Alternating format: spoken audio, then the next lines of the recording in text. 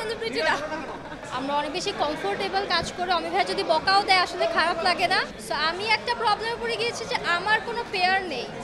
আমি তো আসলে বেশ কিছুদিন ধরে অমি ভাইয়ের সাথে কাজ করছি। আমাদের জার্নিটা অনেক লং। আমি একদম ছোট থেকে অমি ভাইয়ের সাথে কাজ করি। আমার মনে হয় আমি যখন ফার্স্ট কাজ করছি 2020 সালে, আর 5 বছর, আসলে 5 বছরের যাত্রাতে আমি আসলে অনেক কিছু শিখেছি অমি ভাইয়ের কাছ থেকে।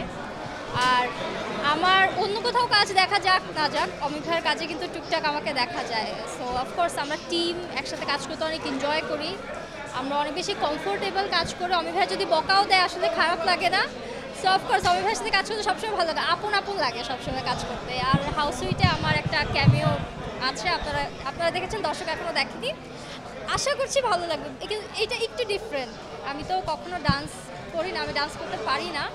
সেখানে আমার একটা ডান্স দেখা গিয়েছে, এটা হয়তো বা দর্শক পছন্দ করবে।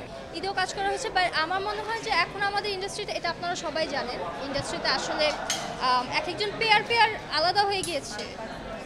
কেউ আসলে নিজের পেয়ারের বাহিরে কাজ করতে চায় না। সো আমি একটা প্রবলেমে পড়ে গিয়েছি যে আমার কোনো পেয়ার নেই। তো এই জন্য আমার কাজ খুব কম দেখা যায়। অমি ভাইয়ের কাজে দেখা যায় বেশি, তাছাড়া এই যে পেয়ারের অভাবে কাজ খুব কম করা হয়। আমি জানি না এই সিন্ডিকেটটার থেকে আমরা কবে বের হবো, যে পেয়ার আমাদের হিরোরা বলে দিচ্ছে যে আমি ওনাকে ছাড়া কাজ করব না, বা আমাদের কথা যখন যাদের আসলে পার্মানেন্ট পেয়ার নাই তাদেরকে যখন আসলে সাজেস্ট করা হয় হিরোদের কাছে, তখন তারা বলে যে না, আমরা আমাদের পার্সোনাল পেয়ারের সাথে কাজ করতে চাই। সো আমি আশা করছি যে আগামী হয়তো বা কয়েক বছরের মধ্যে আমাদের এই সিন্ডিকেট থেকে আমরা বের হতে পারবো, না হলে আসলে কাজ করা সম্ভব না। এইভাবে আসলে কাজ করা সম্ভব না, বিকজ আমরা দেখেছি যে আমাদের অনেক গুণী অভিনেত্রীরা কাজ করতে পারছে না এই পেয়ারের কারণে, এই পেয়ারের প্রবলেমটার কারণে। সো আমি আশা করছি যে এখান থেকে আমরা বের হতে পারবো। অমি ভাইকে ধন্যবাদ বলার আসলে শেষ নেই কোনো, আসলে যতটা কৃতজ্ঞ অমি ভাইয়ের কাছে। বিকজ এই যে বললাম পেয়ারের প্রবলেম, কাজ করা হয় না বাহিরে। সো দেখা যায় যে 6 মাস পরেও যদি অমি ভাইয়ের একটা কাজে কেউ দেখে, তখন অনেক অ্যাপ্রিসিয়েশন পাই। হ্যাঁ, একটা কাজ আসছে শামীম হাসান সরকার ভাইয়ের সাথে, আর একটা কাজ আসছে হচ্ছে সোহেল মণ্ডলের সাথে। আমার দুইটা ঈদের কাজ আসবে ইনশাল্লাহ, আমি শেয়ার করব।